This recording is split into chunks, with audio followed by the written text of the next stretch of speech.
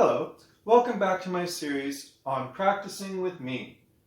Today I'm going to add to my wall of many fingerings F sharp and G sharp. Remember last time we learned the C major scale, C, D, E, F, G, A, B, and C, but now I've added two chromatic notes to this series of fingerings, so the F sharp and the G sharp. That brings me today to today's word of the day, which is the chromatic semitone. All right. So basically what we have is a chromatic semitone is whenever we go from one note, F, to the next note, and it becomes F sharp. Right? So when we go from F to F sharp, the new note, that's what I call, and what many call, the chromatic semitone. Listen to what happens when I play an F, and then I switch to the second valve and play F sharp.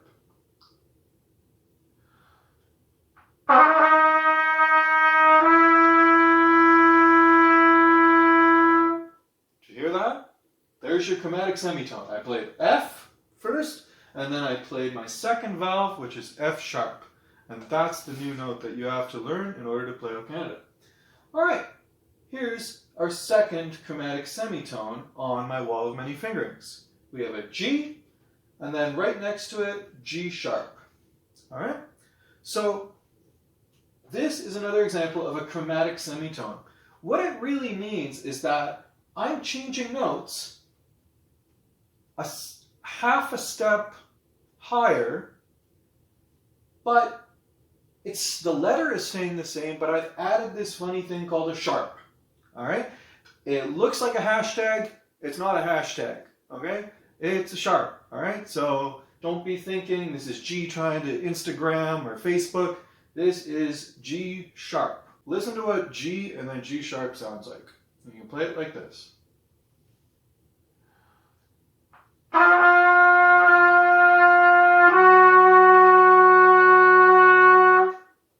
right? So when I put those two notes together, I've played a chromatic semitone. All right? Now, with these semitones, I can actually create a mini chromatic scale, right? And it's good to practice scales just to get these new notes into your finger. So, let's try going from E to G sharp, up and down. Start slowly, maybe quarter notes at first, and then after you've played it a couple times in your fingers, you can double it to eighth notes, twice as fast, and then you can play it twice as fast as well, which would be our 16th notes. So, listen to how it sounds.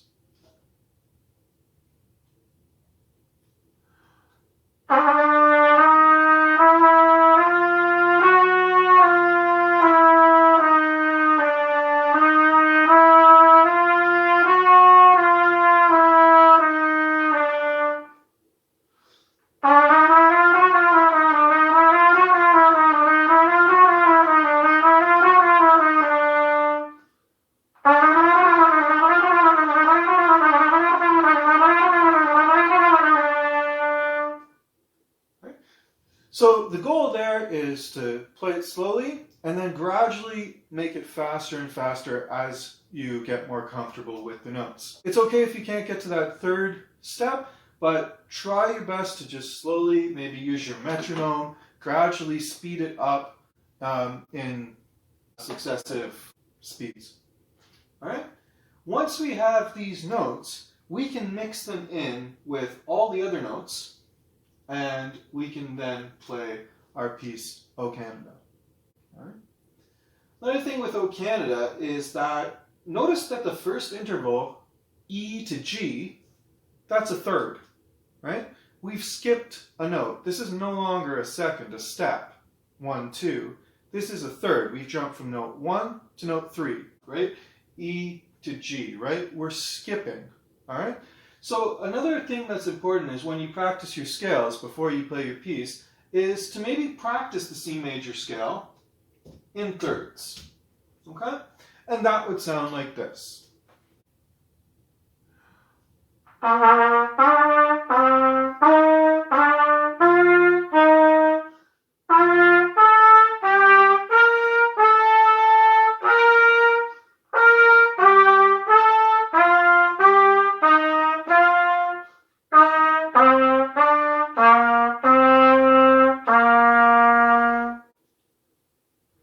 And you might ask this, what happens if there's a skip from 1 to 4? Well, that's also important for O Canada. So let's try playing the same thing, this time with fourths.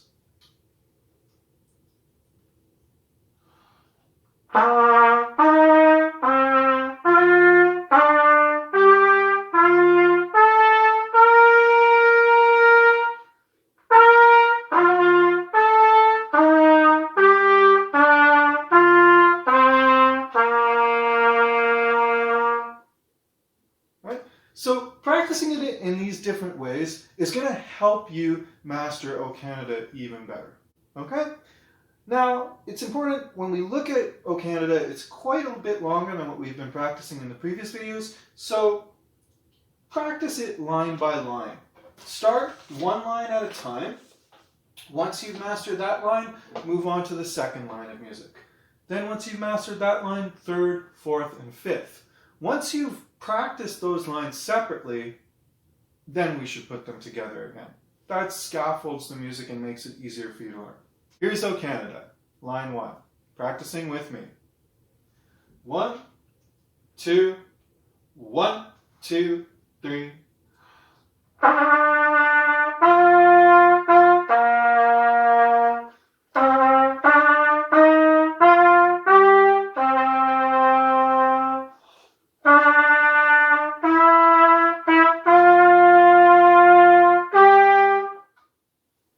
So that was line 1.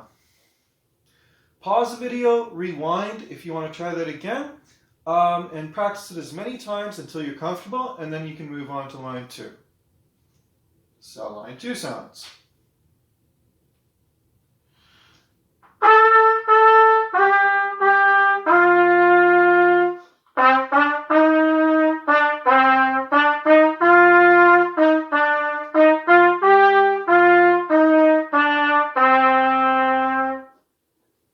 That's line 2.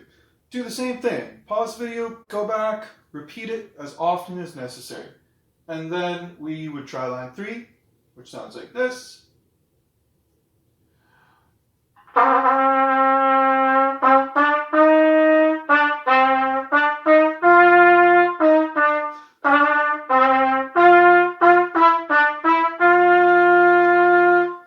And there you have it. That's our new note. You're getting better. But this is where the F sharp has been added in. Did you hear it?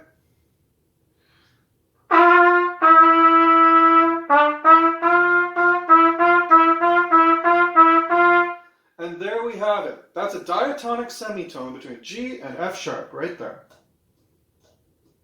Let's try line 4. Line 4 at the end of it has the second new note, which is G sharp. Fingers 2 and 3. All right, right near the end. In that second last bar of line 4, we have a chromatic semitone again, G to G sharp. Let's play line 4. 1, 2, 1, 2, 3.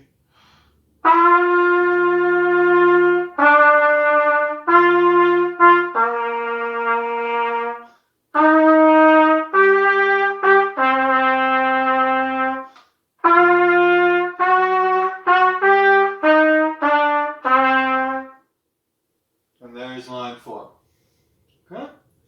Lastly, we have line 5. You're almost there. You're doing so great. Keep up the good work. 1, 2, 1, 2, 3.